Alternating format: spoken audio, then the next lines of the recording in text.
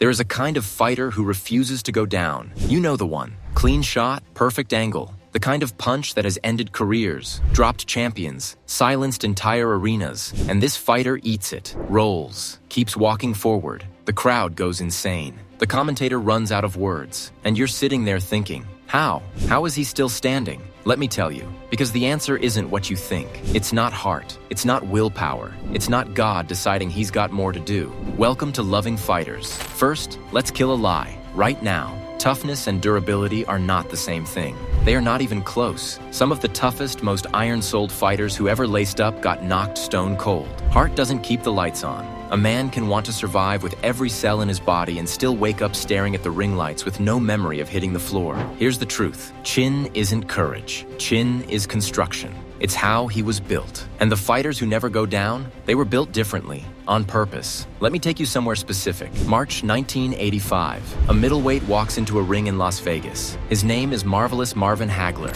He has spent 8 weeks in self-imposed exile in Massachusetts. No family, no friends, no distractions. Just training, cold air, and a rage he has been feeding like a fire since childhood. His opponent that night is Thomas Hearns, one of the greatest punchers the sport has ever seen. A man who has ended conversations with one hand. In the first round, Hearns connects. Clean.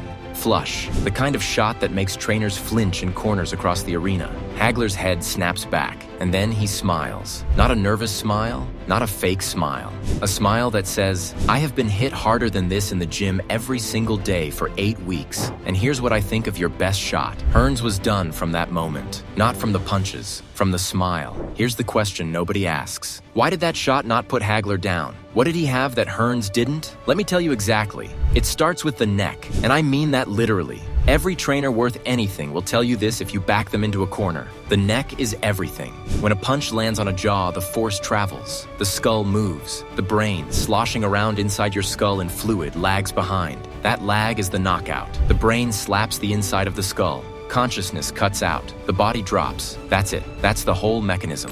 Now put a column of dense, trained muscle around that skull. Same punch lands. Head still moves, but less. A lot less. The force gets eaten by the neck before it ever reaches the critical point. The brain moves, but not far enough, not fast enough. The fighter blinks, shakes it off, keeps walking. That is not heart. That is physics. The old trainers understood this before science had words for it. They built fighters' necks with bridges and harness work and isometric holds that looked insane to anyone watching through a gym window. They didn't need studies. They had eyes. The guy with the thick neck was still standing in round 12. The guy who skipped neck work was on the canvas in round 4. Simple as that. You know what modern gyms do? They obsess over bench press numbers. They track punch output on tablets. They build fighters who look incredible on paper and then get rocked by a straight left hand they never saw coming because nobody spent 6 months building the column that holds their head on. The neck was never trained. And no amount of heart fills that gap when physics shows up. But let me go deeper, because here's the truth about the fighters who never get knocked out. A lot of them aren't just surviving punches better. They're not getting hit cleanly in the first place, and that is a completely different skill. Watch the durable legends, the ones with 0 knockdowns across 15, 20 years of professional fighting. Watch their heads. The head moves before the punch gets there, not after, before. That's not a reflex. Reflexes react. What these fighters have is anticipation. They're reading the body. The shoulder dips, the hip rotates, the arm starts moving, and the head is already gone before the fist arrives. How do you build that? You drill. You spar the same combination 10,000 times. You shadowbox in front of a mirror until every microshift in an opponent's posture becomes a language you read without thinking. You make the invisible visible, then you make the visible automatic. There's no shortcut. There's no camp where you crack the code in 8 weeks. It takes years, and it takes being wrong constantly until one day you stop being wrong. Now here's something most people outside a gym never think about: jaw tension. Stay with me. A fighter caught by surprise, jaw loose, muscles relaxed. He is far more vulnerable than a fighter who senses the shot a half second out and clenches before it lands. Tightening the jaw and neck in that last instant before impact changes the physics of the whole collision. The system tightens. The skull moves less. The brain inside it moves less. You've just added one more layer between the fist and the knockout. You know why sucker punches end careers? Not always because they're harder, because they land when the system is completely open. Nothing is braced, nothing is ready. The whole machine is offline. Compare that to the fighter who is almost never fully surprised, who has built, through years in the gym, a constant low-level threat scan that never fully turns off inside the ropes. That alertness isn't natural. It's trained. It's built through years of situations where switching it off for even 1 second cost you something real. The body remembers every time it got caught sleeping, and it learns. Slowly, painfully, expensively. It learns. Let me give you another name. Julio Cesar Chavez. 89 professional fights. 89. Went into his 90s before a fight was stopped. Never knocked out in his prime. You want to know how he trained? He didn't have a laptop showing him punch output data. He didn't have a recovery app timing his sleep cycles. He had a gym in Culiacan that smelled like rubber and sweat and ambition, and he worked in it every single day with a fury that most modern fighters don't touch on their best day. When Chavez got hit, his body had already rehearsed the response so many times that thinking wasn't part of it. The clinch happened, the cover happened, the survival happened, all automatic, all trained. While today's version of a serious fighter is somewhere between a workout session and a photo shoot, Chavez was turning his nervous system into a machine that ran on its own when things got bad. Do you see the difference? Do you actually see it? How many of today's fighters are training jaw tension drills? How many are dedicating sessions specifically to the body's hardening reflex under pressure? Go ahead, think about it. Not many. Modern training camps are incredible in certain ways. Nutrition science, recovery protocols, game planning. All of it is light years ahead of what fighters had 30 years ago. But the most basic question, how do we train this man's body to survive the worst thing that can happen to it? That question often gets answered with heavy sparring and hope. That's not a system, that's a prayer. Here's the truth about genetics, and I'm gonna say it straight. Some fighters are born built better for this. Skull density, neck structure, the specific way the fluid around the brain absorbs and disperses force. These vary from person to person. Some men are built with more margin between a clean shot and a knockout. That's real. That's documented. And that's why certain bloodlines in boxing keep producing durable fighters while others seem to carry a fragility that no amount of preparation can fix. Is that fair? No. Does it matter? Here's the thing. Genetics sets the range. Training decides where inside that range you actually live. A naturally durable fighter who never trains his neck,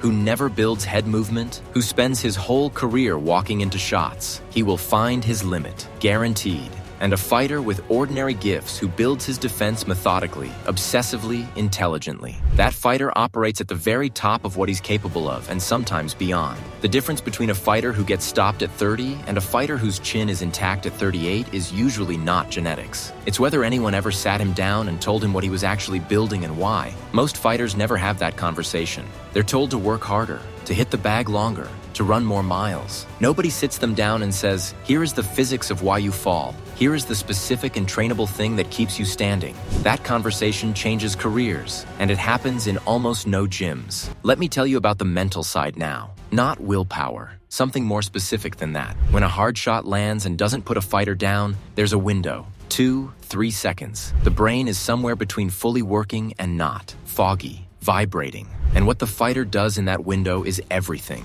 Some fighters panic. The shock triggers fear. They become erratic. Defense falls apart. And the next shot lands on a system that is already wide open and spinning. Those fighters get stopped, not by the first punch, by the second. Other fighters have trained themselves. And let me be clear, this is trained, not God-given, to recognize that window and respond with automatic actions. Grab, clinch, move, cover, survive the few seconds it takes the system to reset, then continue. Those fighters don't get stopped. Here's what nobody wants to admit. The fighters who never get knocked out are often the fighters who have been seriously hurt in the gym more times than anyone outside the camp ever knows. They know that window personally. They've been inside it. They know exactly what their body does when the lights flicker. And they have built automatic responses for a moment when conscious thought is temporarily unavailable. You can't get that from a coach explaining it. You can't get it from watching film. You get it from being hurt in a controlled environment, from a trainer who knows how to dial the danger up just enough, from learning the exact and personal map of your own vulnerability.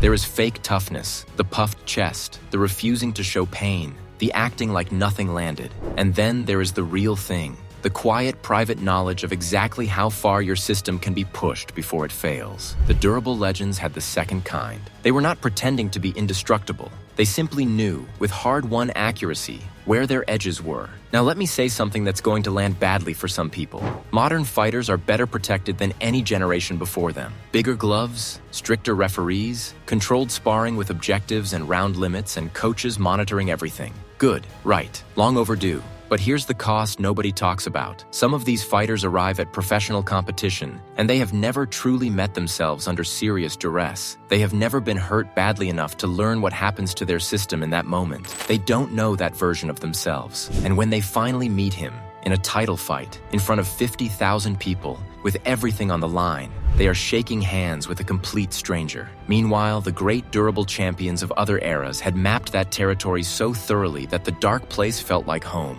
They had already survived the worst version of their worst moment 100 times in the gym before they ever survived it on a big stage. Today's fighters post training clips between rounds and hire nutritionists for their water and call that preparation.